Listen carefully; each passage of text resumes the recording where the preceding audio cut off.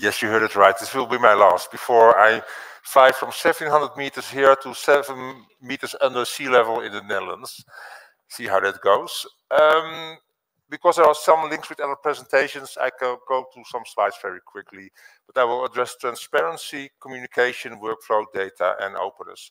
It's about you have signed the deal, you have so much effort done in the negotiations, and then suddenly the daily trouble of managing a deal seems so great, and there's disappointment about open access, and what can you do about it? First of all, you have to be transparent about the provisions of the contract. A contract is not a help file. If you have 3 deals and you have 1 expert per institution, then that expert can use that contract. If you have 5, 7, 10, 20 deals and you have 1, 2, and then later 3 or more colleagues in your library who need that contract, you have to have another kind of information sharing. So it becomes more complex. There are no standard contracts. Contracts are legal documents with very much specific terms that are not always equally understandable, and you get more and more staff. So what we have done is, it's the fancy name is knowledge base. It's an Excel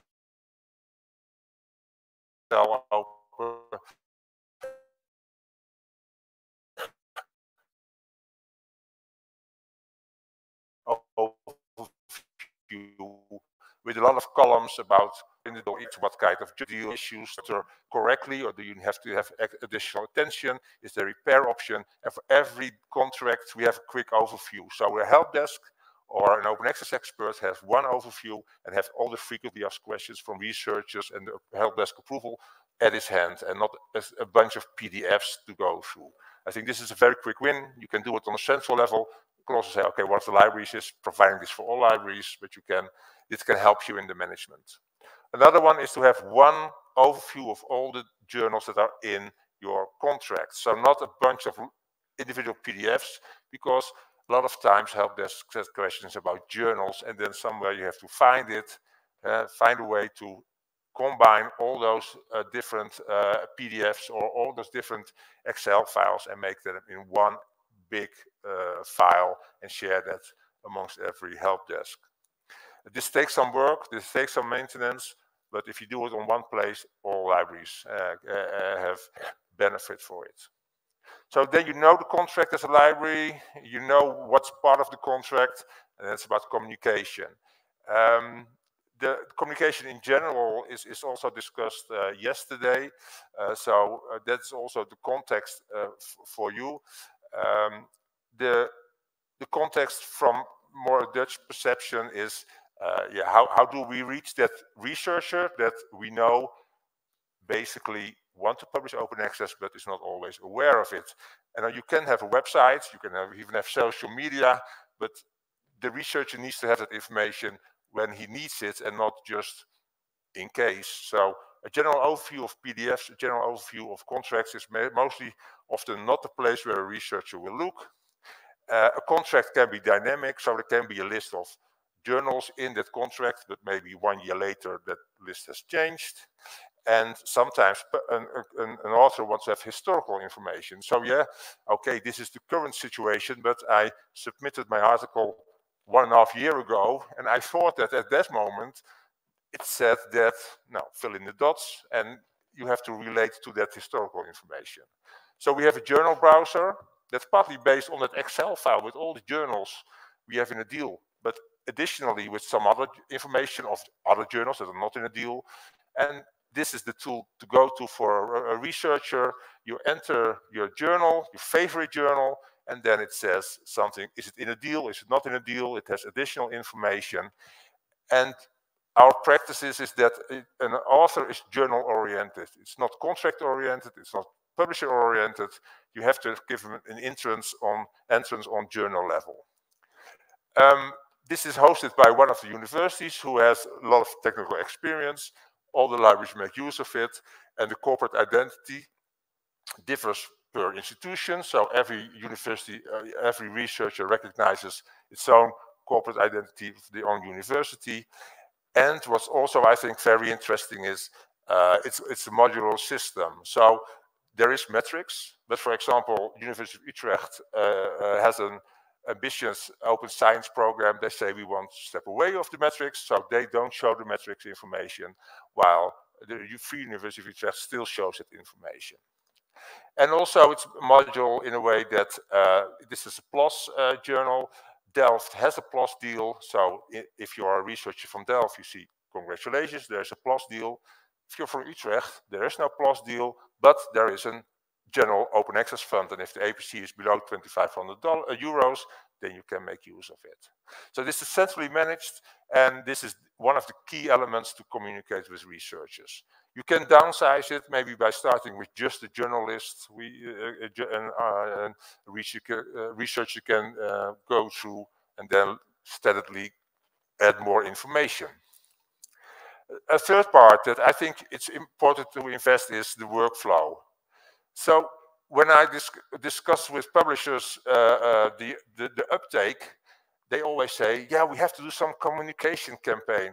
But a communication campaign is so complex. I mean, there are so many researchers, you have no idea where they are in the communication, in their submitting process, in the publication process. You're aiming at something that you don't know where it is. If you target on the workflow where the researcher is and you improve the workflow, you know that it's much more efficient. But it's the publisher who needs to do it. So there's always a little bit of debate, try to convince the publisher that it's not about underperforming, is not about better marketing, but it's about better workflow. And at the end, of course, you also need to communicate, but start. For this consortium, when I talk with publishers, I say, okay, our baseline is 95% of the authors who enter the workflow should choose for open access. If that's not happening, then something is wrong. Because what can be wrong? The information is not clear enough. For example, we have UKB as name, here's Sunlick. If you communicate about the Sunlick deal, does a researcher know that that is applicable for him or her? At UKB, we know that's not the case, so you have to have other terms. Also, trigger words. So if the researcher reads a page that says, there's an APC of $3,000, you get an invoice that needs to be paid within 30 days. And at the end, if you're part of that consortium, then it's free. You lost all the researchers before they come to the last part. It should be dedicated, this is free, and then start over. So the trigger words need to be removed. And it is, of course, also too much administration. If an author has to go through 3-4 pages, after the third page, someone calls, the dinner is ready, or the mailman is at the door, forgets about the fourth page. It never ends the workflow, and then the article will be never published on open access. So improvement can be, of course, an email text. And if publishers say, yeah, we communicate to authors about congratulations, you can make use of a deal, ask, can we see the workflow, can we see the email, can we review it and give improvement back? But it's also about the workflow itself. So open access as default, a friendly text, also say your university favors of it finds open access very important, or by open access publishing you increase your impact and citations. So let the author know in the workflow that it's important. We see that publishers to us respond positive about it and are willing to collaborate, but it's also tailored. So with Elsevier, we get repair links to the library sends them to the author, and then the author has to sign into the Elsevier open access portal and can change the status and make it open access. With Oxford University Press, authors who don't make use of the deal get a link, get an email that is an opt-out email. They say, congratulations, you're still part of you can still publish open access. If you really don't want it, let us know. No author answers. Okay, then it's published open access. With Cambridge, sadly, it's the other way around. They have to actively say, okay, yes, thank you. I do want to publish open access. And because many researchers don't read all their mail, they're simply too busy with the core business, the uptake from Cambridge is not that high as with Oxford. So establish with every publisher what is your way of repairing and then maximize that. be aware of, if for us in this consortium, if we add 1% uptake, that is a value of 300,000 euros for the whole consortium. So for us, it's a lot of money, even 1%. Work data driven, I talked with you about that yesterday. If you want to improve open access, you have to know about what is the uptake, what do we miss, is there a cap, what is the status, funder compliance, etc., etc. You can look at the data from publishers, you have to combine it, you have to be aware that the metadata may be not complete, that it's not standardized. So if one, you can look at the report from Oxford University Press, and one institution has 5 name variations. So that is difficult if you then want to report to that one institution. So you have to do something there about cleaning up the data. It can be incorrect.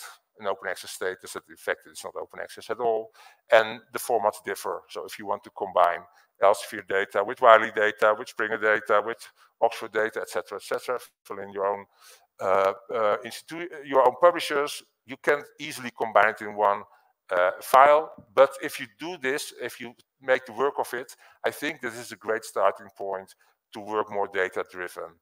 I've shown you our desktop, our workflow, our data warehouse.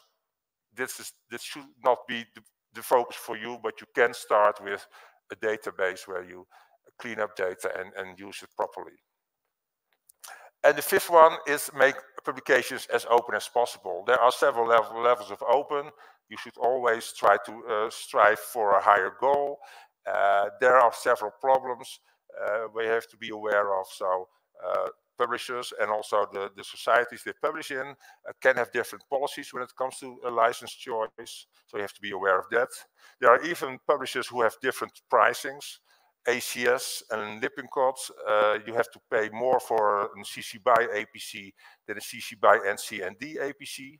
So you see, matter of the reusability is value for publishers. I think that is a system that should be removed. Yeah, but it's still happening. And like I already earlier said, also ownership of the license is an issue with many publishers. So this is, I think, a very powerful example of what you can do, what the improvement is. This is, I think, for most consortia still the current license option with Elsevier. So it's open. You can choose both CC BY and CND, and you choose CC BY, but CC BY and CND is placed on top. We had that around 2018, 2019, and 40% of our researchers choose CC BY. The others, 6% choose CC BY and CND. And we discuss this with Elsevier and says it's not in line with the policy of our institutions. They don't require it, but they promote CC BY instead of CC BY and CND, and it's not eligible with our funders. We want to have it the other way around. And what you now see, sorry, this is too quick. Now we changed the following order, and CC BY is filled in, and you have to really actively choose for CC BY and CND. And now 90% of the authors choose CC BY. So, of course, communication is important, but if you change the workflow, you see that the outcome will define almost itself. The second part, of course, you have to make the researchers aware. We have a website with license information, but the Open Access Working Group also decided it was useful to have a brochure, a guide, and we have that on our website. It's open access. We reused 80% of what JISC did, so you can reuse 80% of what we did and what JISC did, but to have some quality information about licensing in addition to the workflow. But my basic tip is start with the workflow and then also communicate around that.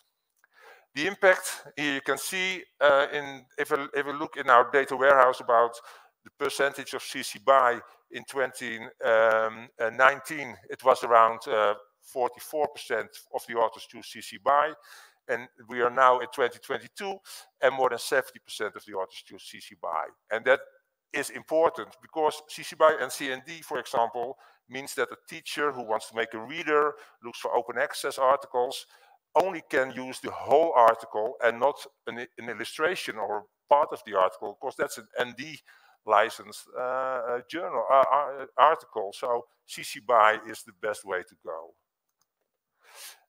If you want to know more about this, I've written an article about it, 5 ways to optimize open access. It's in UKC Insight. It's of course open access.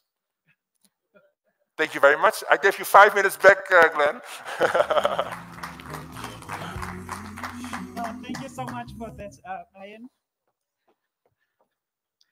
Thank you so much. Colleagues, in the interest of time, we will not be able to do the Q&A for our audience that's here, but definitely for our online audience. Arjan, please come back. Oh. Lungile, please come back. And Renika, I hope you're still on the line. Our online colleagues, are there any questions for our speakers? For us who are here, please, we encourage you to engage with the speakers during the tea break because this is the last day, and also we still have a closing session after tea. So we'll have the tea break in which you can then engage our speakers. But our online audience, there's a question for Lungile. And the question is, thank you for sharing the detail of your project. What was the reason for changing from DDC to alphabetical shelving in your offsite storage?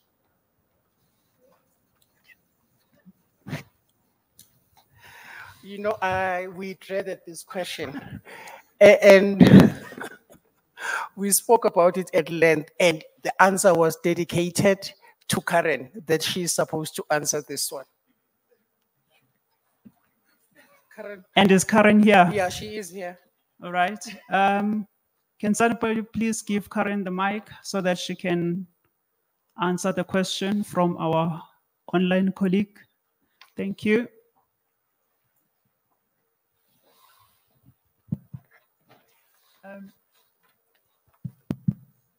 The thinking was that, is it on? Yeah, yes. Okay. The thinking behind the decision was that it's only a storage facility. We're moving everything to storage. There will be no browsing. So it will only be for people like the ILL staff to go and find the journal. So it's easier and quicker to go by alphabet than to first get the call number, find where the call number. And so we just thought that it would be easier to find since it's only for storage. All right. Thank you, Karen. Any other questions from our online audience? All right, I don't see any questions. Again, thank you so much to our speakers, and thank you also for keeping to the time that was allocated to you. That's very crucial, especially on the last day of the conference. Thank you so much.